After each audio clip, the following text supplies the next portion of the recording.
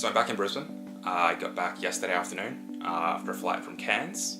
I spent about 6 hours in Cairns and I was completely wiped out by the time I got back to Brisbane, mainly because I had only 4 hours of limbo on the overnight flight from Tokyo to Cairns. It wasn't 4 hours of sleep, it was 4 hours of limbo.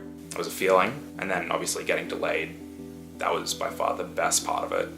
I've been waiting in the Cairns airport for two hours now, and it's like 7 a.m.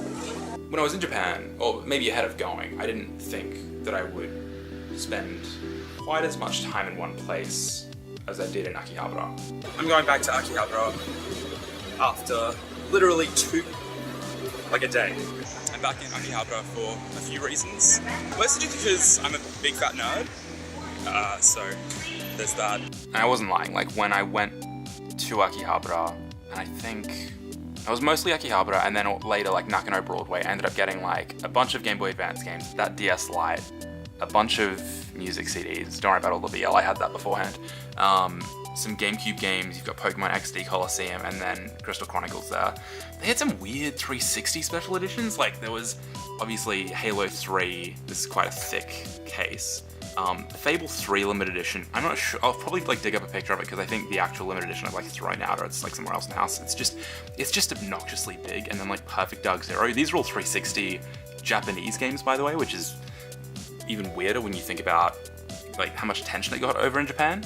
And then obviously like when you move to the PlayStation games, just across the board it gets worse. Like you've got Tales of Symphonia here, Tales of the Abyss here, Final Fantasy 12, International Zodiac Job System, which is a fantastic name. And then I got Persona 5 Dancing Star Night, because this isn't releasing in English for like at least the next 6 months.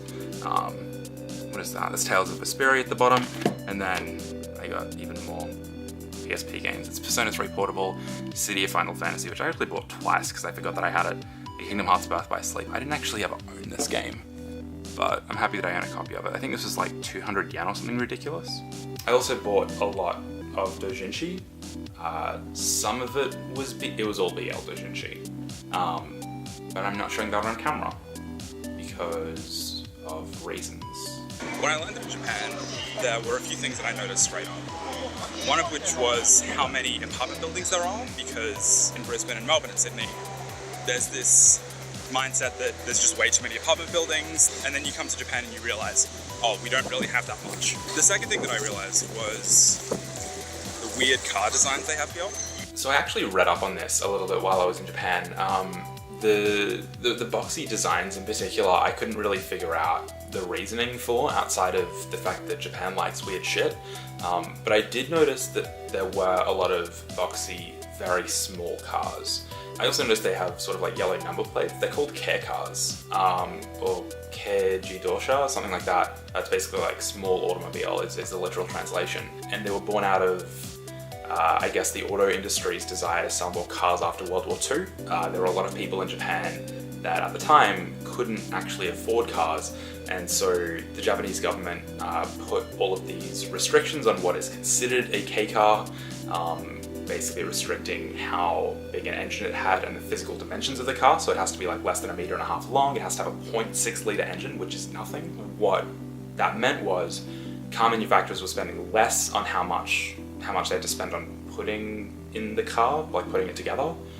On top of that, up until very recently, the Japanese government actually taxed those car sales less. They've since taxed those cars more, kind of in an effort to, reduce the debt the country is in, but also their reasoning has been basically that they want to increase the desirability of car exports, because K cars aren't particularly desirable in other countries. They're quite small, they don't drive that well by, I guess, Western standards, but they also fall flat in a lot of safety testing. This is just something that I found that was kind of cool to kind of look around and notice. There are a few other things. I I basically got invited to be part of the Japanese Scientology by an organization called SGI. I don't know, Matt Kelly told me about them. They're terrifying. They found me in less than a week. And I mean, you know, of course, the trains are the Dream 2.0. There's a lot of shit that I noticed about Japan. But I just kind of wanted to put together a video about my experience going over and having a good time. I'm going to be going over again for TGS hopefully, and again probably to Sapporo in like early next year because I want to see snow. If you've been to Japan, I want to know if there's something that I should keep an eye out for the next time I'm over there, and my left hand's getting quite sore, so I'm going to put the camera down. Yeah, thanks for watching. I'll talk to you soon.